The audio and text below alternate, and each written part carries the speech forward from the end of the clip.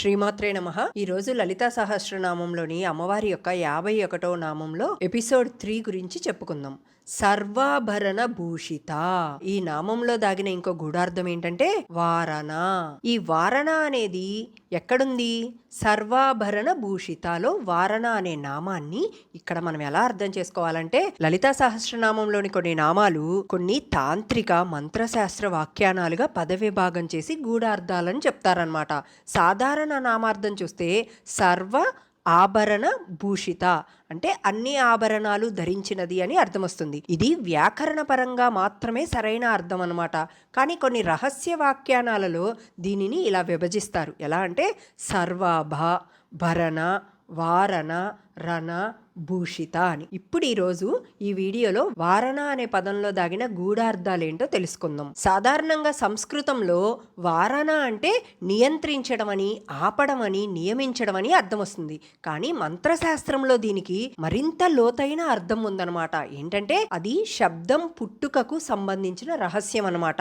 ఇంకా చెప్పాలంటే సృష్టి పుట్టడం గురించి సంబంధించిన రహస్యం అనమాట. చూడండి, మనం ఈ ప్రపంచాన్ని చూస్తున్నప్పుడు ఏం కనిపిస్తున్నాయి?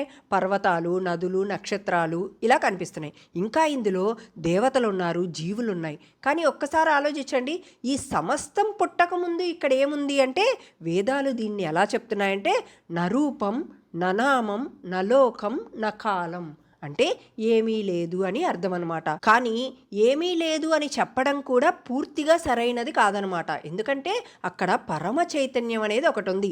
అది ఎలా ఉంటుందంటే నిశ్చలంగా, అనంతంగా, అఖండమైన చైతన్యం కలిగి ఉంటుందన్నమాట. ఆ స్థితినే శాస్త్రాలు పరబ్రహ్మం అని చెప్పారు. ఒక దశలో ఆ పరబ్రహ్మంలో ఒక సూక్ష్మ స్పందన ఏర్పడింది.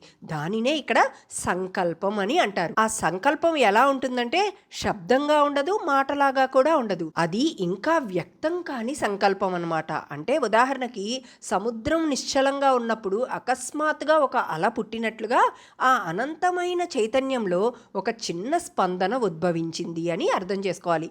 ఆ స్పందనే తర్వాత నాదంగా మారింది. అందుకే తంత్రశాస్త్రాలు ఏం చెప్తున్నాయంటే నాదాత్ బిందుహు సముత్పన్న అంటే నాదం నుండే బిందువు పుట్టింది అని అర్థం. ఆ బిందువు నుండే సృష్టి ప్రారంభమైంది. మరి మనం ఇక్కడ అర్థం చేసుకోవాల్సింది ఏంటంటే ఆ మొదటి నాదం ఎలా ఉండేది అని. మనం వినే శబ్దాలన్నీ కూడా రెండు వస్తువులను ఢీకొనడం వల్ల పుట్టినవి అనమాట. చూడండి, ఉదాహరణకి చప్పట్లు కొడితే శబ్దం వస్తుంది, గంట కొడితే శబ్దం వస్తుంది. ఇలా రెండు వస్తువుల మధ్య ఘర్షణ వల్ల పుట్టే శబ్దాన్ని ఇక్కడ అహాతానాదం అని అంటున్నారనమాట. అంటే అహాత అంటే కొట్టబడినది అని, ఘర్షణ వల్ల పుట్టినది అని అర్థం వస్తుంది. అవన్నీ కూడా మన చెవులతో వినే ప్రతి శబ్దం కూడా అహాతానాదం మాత్రమే. కానీ సృష్టి ప్రారంభానికి ముందు ఏ వస్తువు లేదు. అయితే మరి రెండు వస్తువులు ఢీకొనటానికి ఇక్కడ అవకాశం అనేది లేదనమాట. అప్పుడు శబ్దం ఎలా పుట్టింది అంటే అక్కడే మంత్రశాస్త్రం ఒక అద్భుతమైన రహస్యాన్ని చెప్పింది. ఏంటంటే సృష్టికి ముందు పుట్టిన మొదటి నాదం ఎటువంటి ఢీకొనడం వల్ల పుట్టలేదు అని. మరి అది ఎలా పుట్టిందంటే స్వయంగా ఉద్భవించిందనమాట. ఆ నాదాన్నే ఇక్కడ అనాహత నాదం అని అంటారు. ఇక్కడ అనాహత అంటే కొట్టబడినదని, ఘర్షణ లేనిది అని, స్వయంగా ఉద్భవించినది అని అర్థం వస్తుందన్నమాట. అందుకే యోగశాస్త్రంలో అనాహత నాదాన్ని దివ్యనాదం అని అంటున్నారనమాట. ఇది మనం బయట చెవులతో వింటే వినిపించే శబ్దం లాంటిది కాదు. మన మనసు నిశ్చలమైనప్పుడు లోపల మాత్రమే వినిపిస్తుందన్నమాట. ఉదాహరణకి యోగులు ధ్యానంలో వినే ఘంటానాదం అదే, వీణానాదం అదే, శంఖానాదం కూడా అదే, చివరికి తేనెతీగల గుంజుమనే శబ్దం కూడా అదే. ఇవన్నీ అనాహత నాదం యొక్క వివిధ వ్యక్తీకరణలు అన్నమాట. ఉదాహరణకి సాధన చేసే సాధకుడిలో ప్రారంభంలో అది చిన్న గుసగుసలాగా మాత్రమే వినిపిస్తుంది. తరువాత అది ఘంటానాదంగా మారుతుంది, తరువాత వీణాస్వరంలాగా మారుతుంది, తరువాతే శంఖధ్వనిలాగా ఉంటుందన్నమాట. చివరికి అన్ని శబ్దాలు లయమై ఒకే అఖండనాదంగా మిగులుతుంది. ఆ అఖండనాదాన్నే ఇక్కడ ప్రణవనాదంగా, ఓంకారంగా చెప్పబడుతుందన్నమాట. ఇప్పుడు ఇక్కడ తెలుసుకోవాల్సిన ఇంకో రహస్యం ఏంటంటే మనం ఓం అని ఉచ్చరిస్తున్నది కూడా ఇది అసలైన ఓంకారం కాదనమాట. అది ఓంకారానికి ఒక ప్రతిధ్వని మాత్రమే. అసలైన ఓంకారం అనేది మన మాటలకి అందదు, నాలుకతో పలికేది కాదు, చెవులతో వినేది కాదు, కేవలం అది అనుభవించడానికి మాత్రమే ఉందన్నమాట. అందుకే ఇక్కడ ఉపనిషత్తులు ఓంకారాన్ని పరబ్రహ్మ స్వరూపంగా ప్రకటించాయన్నమాట. శ్రీ విద్యలో కూడా ఈ ఓంకార నాదమే అమ్మవారి యొక్క మొదటి వ్యక్తీకరణగా భావించబడుతుంది. ఎలా అంటే రూపం రాకముందు వచ్చిన నాదమే ఇది. వేదం పుట్టకముందు వచ్చిన నాదం అనమాట. దేవతలు కూడా పుట్టకముందు వచ్చిన నాదం అది. అందుకే అమ్మవారిని ఇక్కడ నాదరూపిణిగా అంటారనమాట. ఇక్కడ ఇంకొక అద్భుతమైన విశేషం ఏంటంటే మనం లలితా సహస్రనామంలో చదువుతున్న ప్రతి నామం కూడా ఒక శబ్దమే, ప్రతి అక్షరం కూడా ఒక స్పందనే, ప్రతి స్పందన కూడా ఒక శక్తి. చివరికి ఆ ప్రతి శక్తి కూడా ఆ అనాహత నాదంలోకే తీసుకెళ్తుంది. అందుకే లలితా సహస్రనామం కేవలం స్తోత్రం కాదనమాట, అది నాదం నుండి నిశ్శబ్దంలోకి తీసుకువెళ్ళే ద్వారం లాంటిది, శబ్దం నుండి శక్తిలోకి తీసుకెళ్లే మార్గం లాంటిది, మంత్రం నుండి మౌనంలోకి తీసుకువెళ్ళే మార్గం లాంటిది. అందుకే ఇక్కడ ఋషులు ఏం చెప్తున్నారంటే వేదాలు చదవని వారు కూడా లలితా సహస్రనామం ద్వారా వేదాల యొక్క సారాన్ని చేరవచ్చు అని. ఎందుకంటే వేదాలకు మూలం ఏంటి అంటే నాదమే, ఆ నాదానికి మూలం ఓంకారం, ఆ ఓంకారానికి మూలమే పరాశక్తి. ఆ పరాశక్తి ఎవరిక్కడ అంటే లలితాంబిక. అందుకే వాగ్దేవతల అమ్మవారిని ఇక్కడ వారణ అని పిలవలేదు, సమస్త నాదాలకు మూలమైనదని, సమస్త మంత్రాలకు తల్లి అయినదని, సమస్త వేదాలకు హృదయమైనదని, అనాహత నాదంగా యోగుల హృదయంలో ప్రతిధ్వనించేది అని గంభీరమైన అర్థంతో వారణ అని స్తుతించారనమాట. ఇక్కడ వారణ అంటే వాయువు అని కూడా అర్థం వస్తుందన్నమాట. మంత్రశాస్త్రం ప్రకారం శబ్దం నేరుగా పుట్టలేదు, ముందు స్పందన వస్తుంది, అంటే ఒక సంకల్పం పుట్టిందనమాట. ఆ స్పందన ప్రాణవాయువుని కదిలిస్తుందనమాట. ఆ వాయువు కదలిక వల్లే శబ్దం వ్యక్తమవుతుంది. చూడండి, మనం ఒకసారి గమనించగలిగితే శ్వాస లేకుండా మనం మాట్లాడగలమా అంటే గాలి బయటికి రాకుండా ఓం అని కూడా మనం పలకలేం. అంటే ప్రతి శబ్దం వెనుక వాయువు అనేది ఉంది.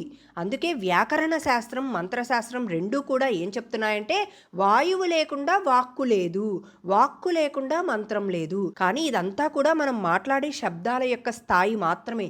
దీనిని ఇంకా సూక్ష్మంగా వెళ్ళగలిగితే సృష్టి ప్రారంభంలో పరాశక్తి సంకల్పం మొదట ప్రాణస్పందనగా వ్యక్తమైందనమాట. ఆ స్పందననే ఆదివాయువు రూపంలో కదలిక పొందిందనమాట. ఆ కదలిక నుండే నాదం ఉద్భవించింది. అందుకే కొన్ని తాంత్రిక సాంప్రదాయాలు ఏం చెప్తున్నాయంటే స్పందన వాయువుగా మారి ఆ వాయువు నాదమయ్యి ఆ నాదం బిందువుగా ఉండి ఆ బిందువే సృష్టిగా వచ్చింది అని. ఇదంతా కూడా సృష్టి యొక్క సూక్ష్మ క్రమం అనమాట. యోగ దృష్టిలో మన శరీరంలో కూడా ఇదే జరుగుతూ ఉంటుంది. చూడండి, మూలాధార నుండి ప్రాణశక్తి పైకి కదులుతుంది. ప్రాణవాయువు హృదయ ప్రాంతానికి చేరినప్పుడు సూక్ష్మనాదంగా అనుభవింపబడుతుందన్నమాట. అందుకే యోగులు ఇక్కడ అనాహత చక్రాన్ని నాద కేంద్రం అని అంటారు. ఎందుకంటే అక్కడే ప్రాణవాయువు, చైతన్యం, నాదం ఒకదానితో ఒకటి కలుస్తాయి కనుక. అమ్మవారికి కూడా దీనికి సంబంధం ఉంది. ఎలా అంటే ఈ వాయువుని కదిలించేది కూడా అమ్మవారే, ప్రాణంగా ఉన్నది ఆమె, వాయువుగా ప్రవహిస్తున్నది అమ్మవారే, నాదంగా వినిపిస్తున్నది అమ్మవారే, మంత్రంగా వ్యక్తమవుతున్నది కూడా చివరికి అమ్మవారే. అందుకే శ్రీ విద్యలో ప్రాణశక్తి స్వరూపిణి అని, నాదరూపమని, శబ్ద బ్రహ్మమయి అని అమ్మవారిని స్తుతిస్తున్నారనమాట. దీన్ని బట్టి ఏమర్థమవుతుందంటే మనం జపించే ప్రతి మంత్రం ముందు ఒక శ్వాస అనేది ఉంటుంది. ఆ శ్వాసలో వాయువు ఉంటుంది. ఆ వాయువులోనే ఒక నాదం దాగి ఉంటుందన్నమాట. ఆ నాదంలోనే అమ్మవారు దాగి ఉంటారు. చూడండి, ఇంత చిన్న నామంలో ఇంత సృష్టి రహస్యం దాగి చివరికి అమ్మవారు ఎక్కడుంటారనేది కూడా ఈ నామంలో మనకి తెలిసిందనమాట. ప్రతి ఒక్కళ్ళ వాయువులో అమ్మవారు నివసిస్తారు అని ఇక్కడ చెప్పబడింది. ఈ చిన్న నామం గురించి మనం ఇంకా ఎన్నో తెలుసుకోవచ్చు అనమాట. దీన్ని లోతుకెళ్తా ఉంటే అది వస్తూనే ఉంటుంది. ఉదాహరణకి మనం సాధారణంగా ప్రాణం అంటే ఏమనుకుంటాం, శ్వాస అని అనుకుంటూ ఉంటాం.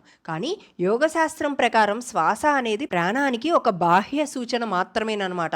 ఇక్కడ ప్రాణం అంటే జీవశక్తి, గుండె కొట్టుకోవటం, రక్త ప్రసవన జరగటం, కళ్ళు చూడటం, చెవులు వినడం, మన మనసు ఆలోచించడం, ఇవన్నీ కూడా ప్రాణశక్తి వల్లే జరుగుతున్నాయి.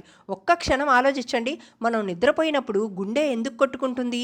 మనకి తెలియకుండానే మనం శ్వాస నిద్రలో కూడా ఎందుకు తీసుకుంటున్నామంటే ఈ శరీరాన్ని నడిపిస్తున్న ఇంకొక అదృశ్య శక్తి ఎవరో ఉన్నారు అనే కదా అర్థం. యోగులు దీనినే ప్రాణశక్తి అంటున్నారు. శ్రీవిద్య దీనినే పరాశక్తి అని చెప్తుందనమాట. వారణ అనే పదానికి ఇంకొక అర్థం ఏంటంటే నియమించడం, నియంత్రించడం అని చెప్పుకున్నాం. చెప్పుకున్నాం. మన శరీరంలో 5 ప్రధాన ప్రాణవాయువులు ఉన్నాయన్నమాట. ఏంటంటే అవి ప్రాణ, అపాన, వ్యాన, ఉదాన, సమాన అనమాట. ఇవి 5 కూడా తమ తమ పనులను చేస్తూ శరీరాన్ని నడిపిస్తూ ఉంటాయి ఎప్పుడు. కానీ గమనించండి, ఈ 5ంటిని కూడా క్రమంలో ఉంచేది ఎవరు అంటే యోగ శాస్త్రం దీనికి చెప్పే సమాధానం కుండలిని శక్తి అనమాట. కానీ శ్రీ విద్య ఏం చెప్తుంది దీనికి సమాధానం అంటే లలితా పరాభట్టారిక. అందుకే అమ్మని ఇక్కడ ప్రాణశక్తి స్వరూపిణి అని అంటారనమాట. ఈ వారుణ అనే పదానికి నాదంతో ఉన్న సంబంధాన్ని ఇంకా సూక్ష్మంగా చూడగలిగితే ప్రాణం కదిలితే వాయువు కదులుతుంది, వాయువు కదిలితే నాదం పుడుతుంది, నాదం నుండి మంత్రం పుడుతుంది, మంత్రం నుండి దేవతా చైతన్యం మేలుకుంటుంది.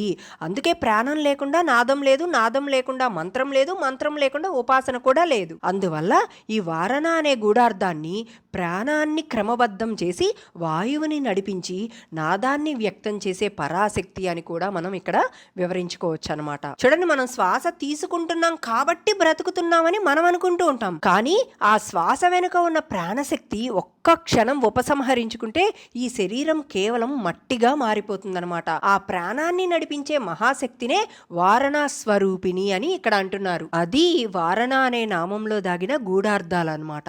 రేపు ఎపిసోడ్ 4లో మరికొన్ని గూఢార్థాల గురించి తెలుసుకుందాం. మీ అందరికీ కానీ నా వీడియోస్ నచ్చినట్లయితే లైక్ కానీ, షేర్ కానీ, కామెంట్ కానీ చేయండి. అలానే నా ఛానల్ని సబ్స్క్రైబ్ చేసుకోండి. శ్రీమాత్రే నమః.